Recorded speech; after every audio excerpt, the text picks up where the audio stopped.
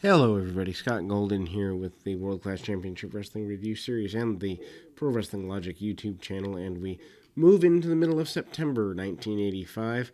Some new talent here, some that don't hang out very long, others that are here temporarily, and others that are here, I guess, just passing through, and your favorites return as well.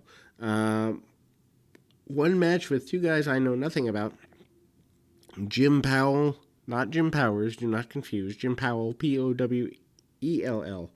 versus Rangai, who I assume is a international star of some persuasion. Anyway, Powell is a guy who looks rather nondescript.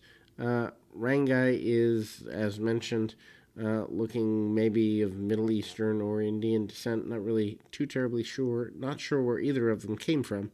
Maybe they came from the international tour that was done earlier in the summer. But anyway, good kickoffs and all of that. Really basic stuff. Matt holds Rangi manages to keep an armbar on amid all of the challenges. Stays with it for several minutes. Really basic match. It is what it's supposed to be, I suppose. Powell does fire back a few times, gets some ride time with a hammerlock, among other things, and really does keep the match simple. They get 5 to 7 minutes out of this, which for two guys not known to this audience is really interesting here. Interesting for a couple of reasons. I don't know why you would put people that nobody knows or virtually nobody knows on an open match of a internationally syndicated program. Also, kind of interesting that the announcers did kind of give a little bit of background, but not enough to make viewers who weren't familiar with either care enough about, kind of going that direction. Powell does get the victory in, I wouldn't say quick fashion, but sudden fashion. Actually, he does not. Rangai gets the victory. For some reason, I thought Powell did. I think it's because I've watched other matches. Rangai gets the victory. I know what it is. I watched Powell's last match, or a more recent match just before this, and I got confused. That's why. Rangai gets your victory, and he does that with a little bit of cheating. They probably go about 5 minutes here. But needless to say, the Branko Luvic has some trouble controlling both guys. They turn it into a brawling sequence, and Rangai comes up with a hard series of shots and kind of the duck the head motion and a body slam by Powell.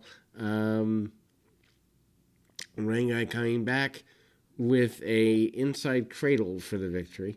Then we move to Bruiser Brody versus Hollywood John Tatum. Not wanting to be John Tatum on this particular occasion, I'm sure. Brody is a vicious fellow when he wants to be, and I'm sure that putting over a guy like Tatum wasn't on his to-do list. Brody actually does do a bit of wrestling here, arm locks and the like. Not used to that. Brody usually much more brawler based, but does some really basic stuff. Goes to, Tatum bails to the outside to regain his composure, probably because Brody caught him with a couple of good shots. I wouldn't doubt that. Brody is patiently waiting on the inside. Weird to think that Brody is murdered about 4 years from this, and a lot of speculation about what Brody would have done in the 90s.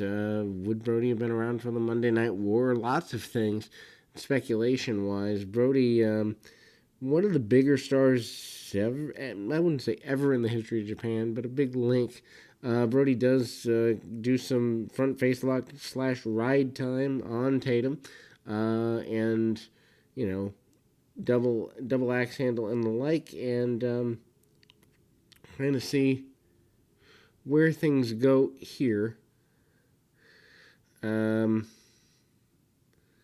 Couple of shots there. Brody does use power. I mean, he just muscles Tatum up for that slam. Not that he needs to. Obviously, Tatum not gonna not help him, but at the same time, Brody can lift just about anybody he wants in any way that he wants. Brody manages to hit a big knee drop and get a victory out of that. Brody obviously not going to come over and do a whole abundance of jobs, duh.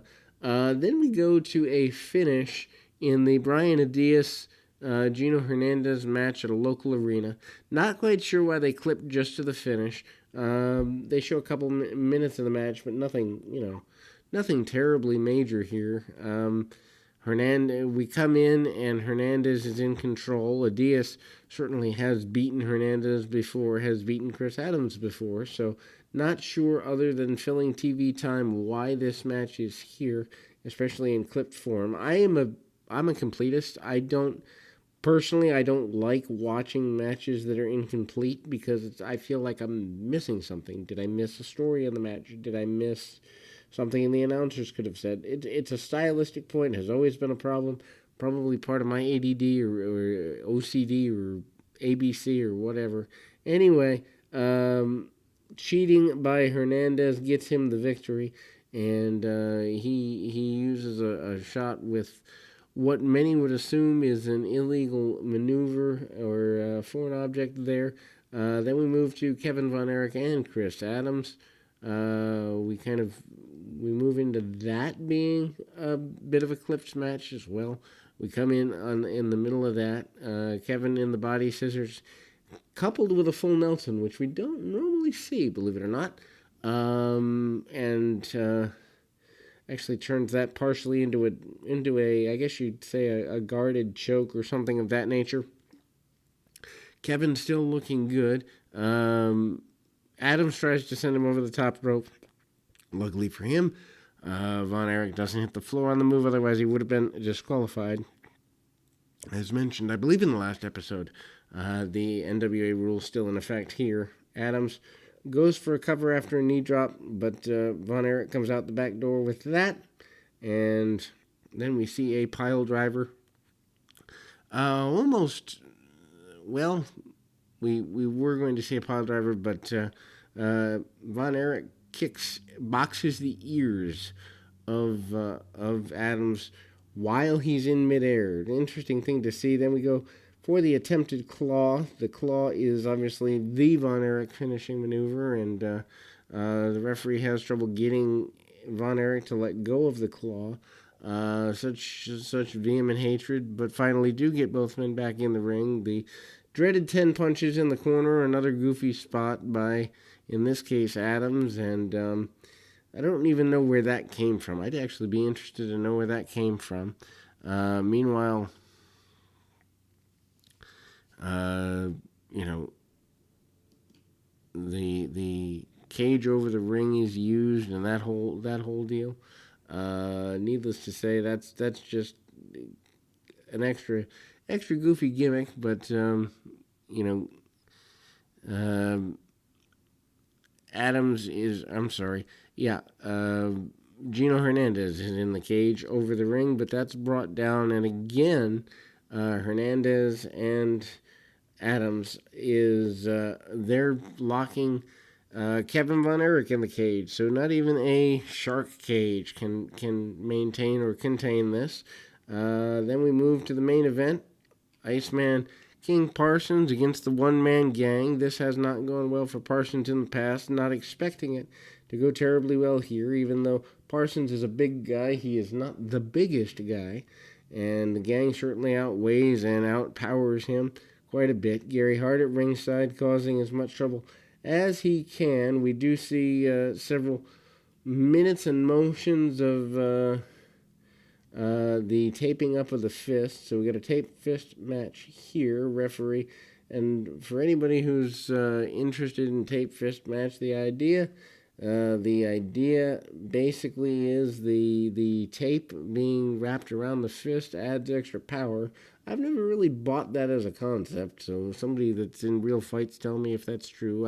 Because of my physical disability and limitations, have never been in a fist fight where a single punch would make that much of a difference. I've been in fights, and defended myself, but never in that area. So curious if that's that way. But anyway, being taped up does not help Parsons for the first several minutes of the match.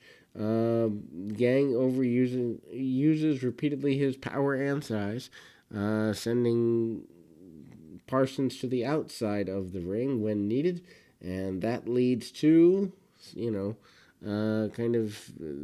Parsons coming back into the ring. He's dazed, he's confused, he's been beat up, and he will not quit. I will say that, and the idea behind this is the no quit style of Iceman King Parsons. It's so interesting. Gang rolls out to the outside, gets nailed with a shot, and we're not waiting for a big plancha, which is awesome. Needless to say, clothesline punch style maneuver combination, not a full clothesline, not a complete connected punch. Sends Gang rolling to the outside. Gary Hart says basically, let's get out of here. And, Hart is not encouraging the Gang to continue to battle. And he basically tells Gang to head to the back. The referee tries to get everybody to finish up, and that is not the case. Gary Hart says, we're done. We're not continuing this. Iceman King Parsons basically wins because the Gang runs away. Doesn't want any more punishment. We close here this week, midway through September of 1985 in World Class. We'll be back with more action right after this.